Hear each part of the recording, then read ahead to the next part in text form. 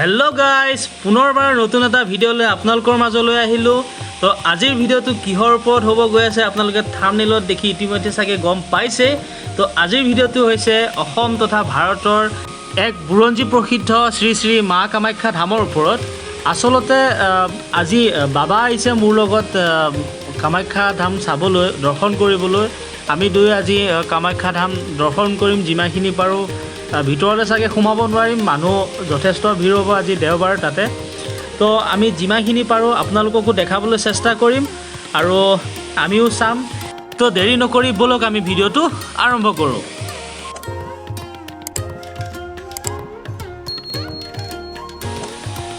এই আহি পালোঁ কামাখ্যা গেট মানে কামাখ্যা মন্দিৰলৈ যোৱা মেইন ৰাস্তাটো সন্মুখ ভাগ গেট হয় তো ইয়াৰ পৰা প্ৰায় 3.5 কিলোমিটাৰমান যাব লাগিব লগতে যিসকলে এই চেনেলটো এতিয়াও সাবস্ক্ৰাইব কৰে সাবস্ক্ৰাইব কৰিবলৈ অনুৰোধ জনাইছো আৰু বেল আইকনটো দবাই দিব নটিফিকেশ্যন পাই থাকিবৰ কাৰণে লগতে ভিডিওটো কেনেকুৱা পালে কমেন্ট কৰি জনাবলৈ নাপাহৰিব আৰু শ্বেয়াৰ কৰি দিব বন্ধুসকলৰ লগত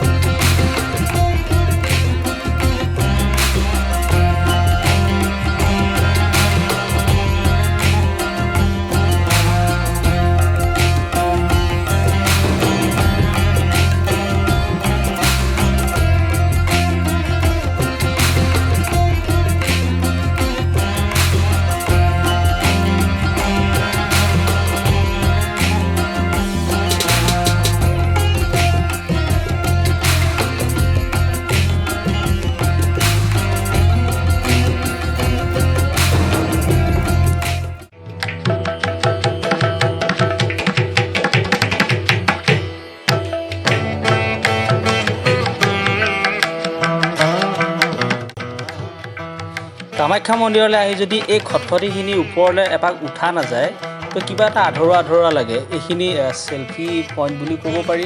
তো ইয়াৰ পৰা মন্দিৰটো খুব ধুনীয়াকৈ দেখা পায়। চাওক কি ধুনীয়াকৈ দেখা পায়। সকলো মানুহ আহি পেলাই ইয়াতে একপি ফটো উঠে, ইয়াৰ পৰাই চেলফি উঠে। মন্দিৰটো ধুনীয়াকৈ আহি যায়।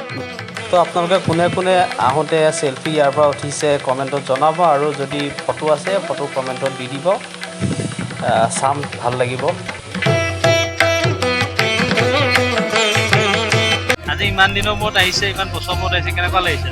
ভালেই লাগিছে। আৰু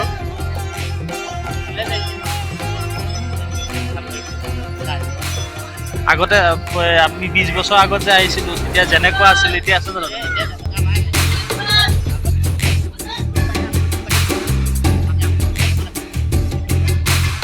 ইমান মনত নাই।